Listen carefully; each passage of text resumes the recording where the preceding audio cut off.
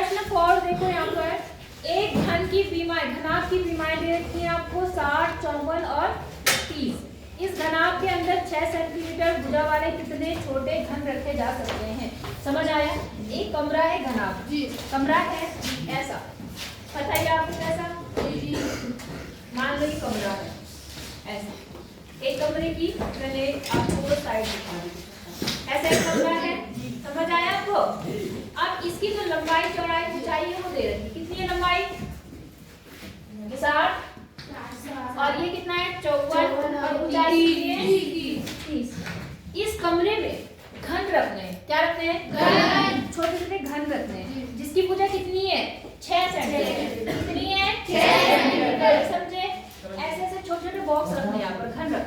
आई बात समझ में? तो आपको बोल रहा है कि कितने बॉक्स इसके अंदर क्या होंगे? आ जाएंगे। आई बात समझ में?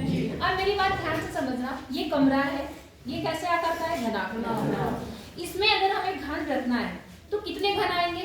जितना इसका क्या है? आयतन है। जितना इसमें क्या है? जगह, यही तो होगा ना, ये नहीं आया था। कितने घन रखे जाएंगे? जितना इसमें क्या है? जगह है, मतलब जितना इस कमरे का क्या है? कितने तो घन आएंगे। अब वो गिनती में हमें देखना है कि कितनी गिनती होगी। एक लाइन हमने ये बना दी, एक ये ऐसे ऐसे कई सारी लाइन बनेगी, तो बहुत सारे घन आएंगे इसमें, लेकिन आएंगे उतने जितनी इसमें जगह, ऐसे बाहर में आएंगे नहीं, उतने तो आएंगे। तो जितना इसका आयतन है इस कमरे का, उतने इसमें क्या आएंगे? घन आएंगे। तो हम क्या लिखेंगे? घनाभ का आयतन। क्या लिखेंगे? घनाभ का आयतन बराबर किसका आयतन? कुल घनों का आयतन। किसके घनों का आयतन? कुल घनों का आयतन। समझ में आया? कुल घनों का आयतन मतलब जितने घन इसके अंदर आएंगे वही उस कमरे के घन के क्या है? बराबर, घन आयतन के बराबर। समझ गए? इसका आयतन का सूत्र होता है LDH होता है, और घन का क्या होता है? A क्यूब होता है, A क्यूब। लेकिन A क्यूब तो एक का होता है ना, हमें नहीं पता कितने हैं तो हम उसे n लिख देते हैं। हमें नहीं पता वो n हमें निकालना है कि कितने घन इसके अंदर है। समझ आया? ठीक है। अब n कितना है? 60, b कितना है? 54, h कितना है? 30। n आपको निकालना है कि कितने घन आएंगे, और घनाभ की भुजा दे रखी, कितनी दे रखी? 6। तो ये हो गया 6 गुणा 6 गुणा 6, कितनी बार? 3। समझ आया? n को यही रखो और ये गुणा में करा के क्या होंगे? भाग। ये बन गया 60 गुणा 54 गुणा 30, कितना? 6 गुणा 6 गुणा 6। और बात समझ में आ रही है? अब देखो यहाँ पर 10 आ गया, यहाँ कट गया। आई बात समझ में? 6 पंचे 30, ठीक है, और 6 नीम 54। समझ आया आपको? अब देखो कितना है? 9 पंचे 45, 45 को 10 से गुणा करेंगे तो कितना आएगा? 450। n बराबर 450। हाँ जी बोलो। तो उस क्लास में क्या चाहिए? हाँ? लाल पेन? ये बेटा मेरे बैग से निकाल कर देते हैं। तो इस कितने, इस वाले कितने घन, इस कमरे में कितने घन आएंगे? 450 घन। कितने घन आएंगे? 450। सबको समझ आया नहीं आया? नहीं आया? सबका बताओ। आ गया? हमने कहा जितना इस कमरे की जगह है उतने उसमें घन आएंगे। अब एक घन का आयतन जो भी आया उससे हमने उसको क्या कर दिया? भाग कर दिया। आपका क्या आ गया? समझ गए?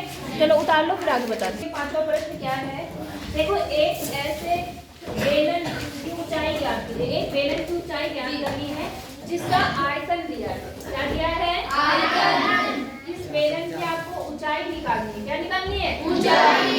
ये निकालनी है, लेकिन इसका आयतन दे रखा। आयतन समझ गए? इसके लिए कितनी जगह, कितना दे रखा? वो 1.54 मीटर स्क्वायर वॉल्यूम दे रखा। समझ आया आपको? अच्छा, ठीक है। अच्छा, ये अरे गुड गुड गुड। और इसके आधार पर व्यास दिया है। क्या दिया है? यहाँ से लेकर ये चीज दी, कितनी दे रखी? देखो 140। लेकिन एक चीज ध्यान देना, ये 140 सेंटीमीटर है। क्या है? 140। और ये मीटर है ना? तो हमें इसको क्या बनाना पड़ेगा? पहले मीटर। आई बात समझ में? तो आपको पता है आयतन दिया है, आपको त्रिज्या दे रखी, आपको ऊंचाई निकालनी। आपको पता है